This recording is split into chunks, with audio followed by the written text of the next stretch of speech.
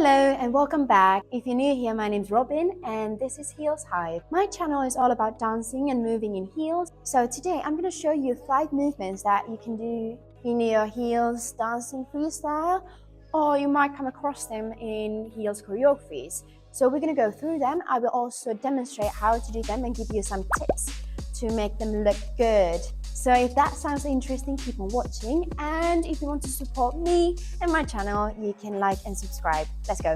So you absolutely can do these movements with heels, or you can also do them without the heels. For me, heels dancing is a dance style, and the shoes, they are just a tool. You can learn the style of dancing without the shoes. So the first movement is the very basic posture that we use a lot in heels dancing, and that is called bevel, and I'm most specifically talking about the feet. To bevel, there are a few different variations, and the one that we're going to look at today is a very commercial one. So just know that there are different ways to do this, and I'm just going to demonstrate one of the ways. So first, you can decide which leg you're going to stand on. I'm going to stand on my left leg. So in heels, we work in this small turned out position. So I'm going to use this in my left leg, so turning out from the hips and the feet. So I'm going to be standing on my left leg, and then I'm just going to rest my right leg next to my left leg. Now I can see myself from the mirror. So if you have a mirror, you can use it. What you want to do is that you want to hide your left leg behind your right leg. So whatever leg is in front should be covering and lining up with the back leg. That's a bevel. So you line up into this position where it looks like you have one leg and then the other one is kind of like bended in the front. So the foot, when you're standing, I'm going to show it to you without the shoes first, the position of the feet. So you're resting them on the floor. So can you see that? Like now I'm in parallel. So my ankle is in a parallel position, turning it out just a little bit, inverted, parallel, turned out. This is my bevel. So my foot is resting on the floor. I'm not putting pressure on it because that can hurt the knee. So it's just resting on the floor, and it's the inside of the foot that is touching the floor. So not the top, not the outside, definitely not. That's a banana ankle. We don't do that. You turn out and it's the inside resting. So I was doing it without the shoes. It looked something like this. So this is the basic position, and yes, aligning the knees. But then what you want to do, I'm sitting into that hip. So if I'm facing the front, which is this, I think my audience is here, or the mirror is there for me. Now I'm centered. Now I sit into it. So you can try this out. We will use this soon in the next movement as well. So you want to sit into it, have your shoulders back, engage your core. So you don't, I'm not, letting go of this. I do hold my core, but I open my shoulders back. So if I was wearing the shoes, I would be standing on my left leg and it's slightly turned out to that diagonal. So then I draw in my right leg, it's resting on the floor. I sit into that hip. I have my core engaged. My knees are lining up, and then I slightly rotate to the front. You see what a difference that makes? So if I'm facing this way, then my focus is going there.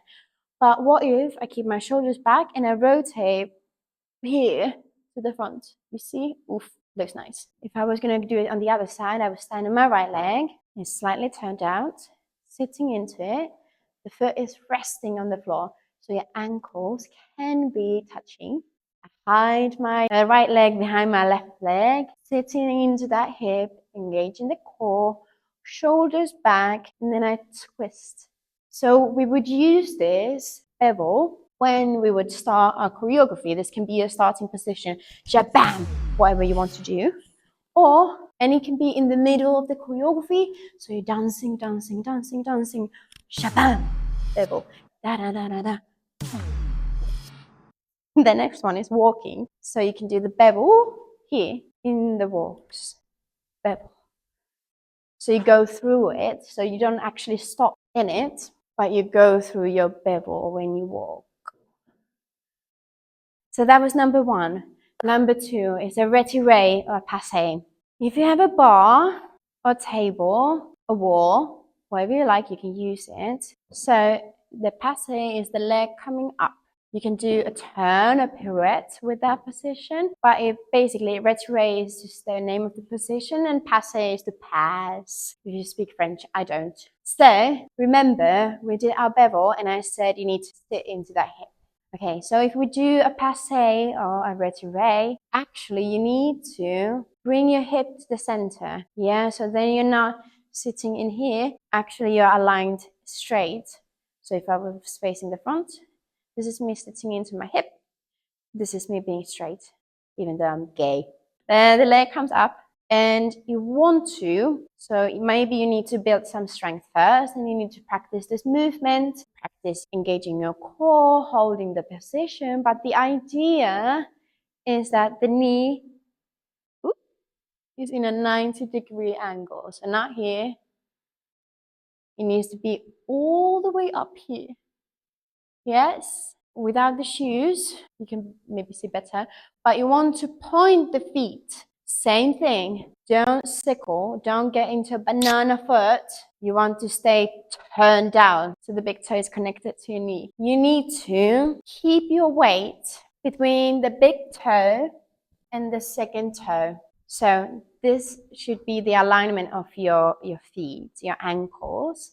If you start rolling out, it's not a cute look and actually you can get injured. So practice keeping your weight in the right place. Then you want to peel off this foot. You see how much I need to fight and resist not to, go over. Bringing the leg up, connecting the toe with the knee. Heel is in the 90-degree angle and the hips are square. Then if I came down, whoa, I would bevel and sit into this hip. But don't do this. It's weird. Unless it's a choreographic choice, but usually I wouldn't do that. So here, you can sit into your hip when you do your bevel. You want to come back to the center. You peel this foot off the floor.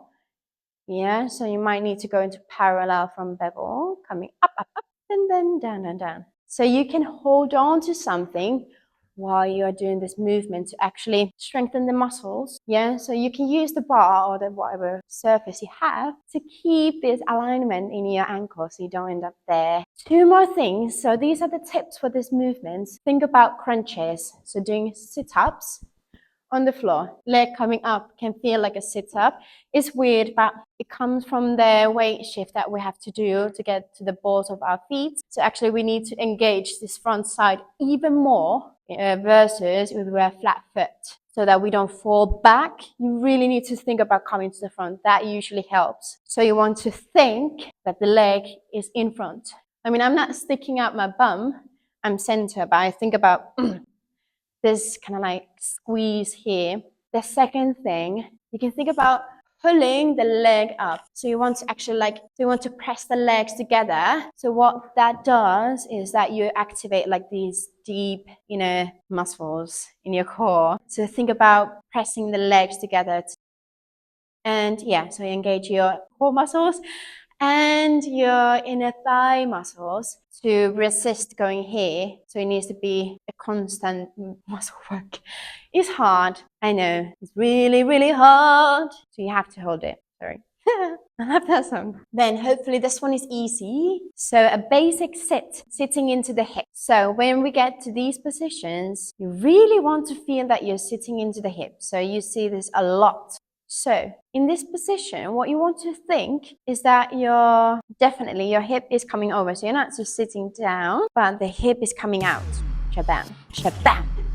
My heel and toes are always facing the same direction as my knee. So if my knee is facing to the front, my feet cannot be that way. It needs to be to the front. My knee is facing to the side. My toes need to be facing to the side as well. If you want to stay completely parallel, that's an option.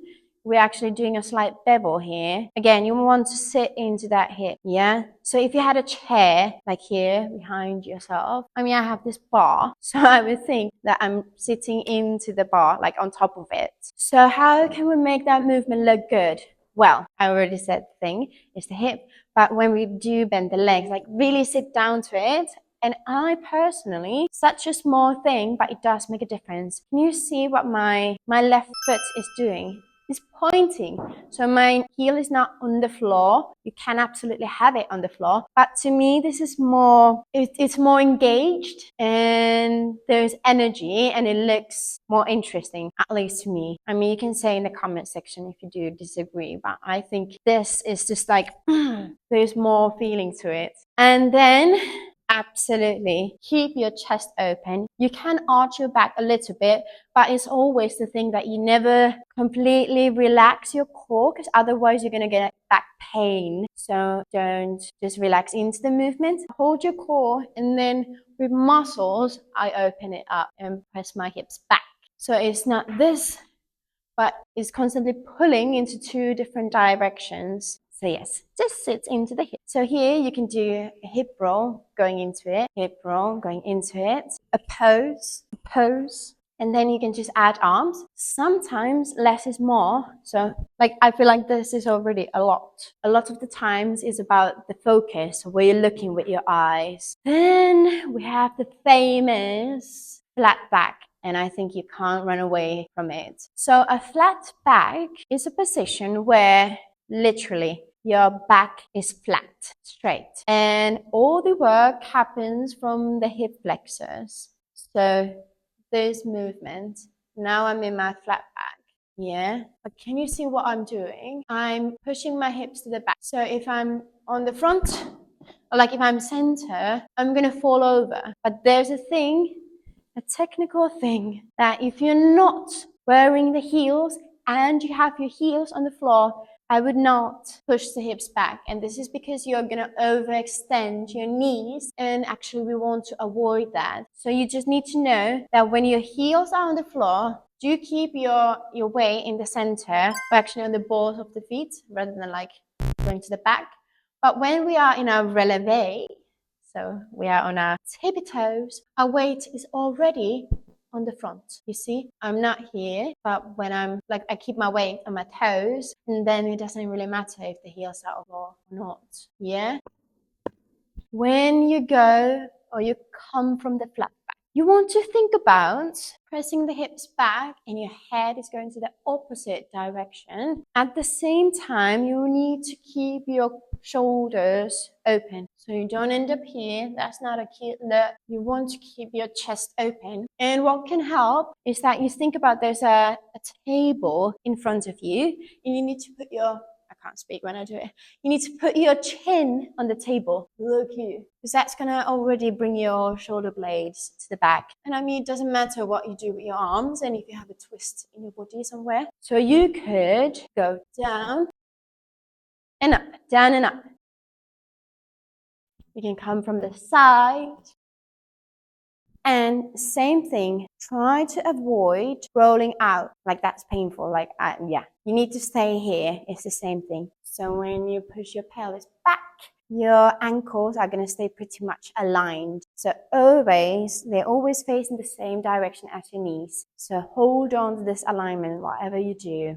Squatting. So when you get older, or if you have mature knees and joints, be mindful. So don't just drop into the squats. Actually, you need to keep your muscles working so that you don't put too much pressure on the joints, because that can be painful and it can lead into injury, especially if you're not warm. Just a reminder, if anything feels uncomfortable, really painful, don't do it. Like, there is no need to do it. See a professional or ask your teacher to have a look what you're doing and if it's healthy for your body. So we're all different, we're all unique, and we're built different. So we need to keep that in mind. So when I go into a squat, it doesn't matter how, like, I wouldn't maybe be in this wide position, but something like this, and I would turn out slightly, give more space to my hips, and I want to think that I'm going down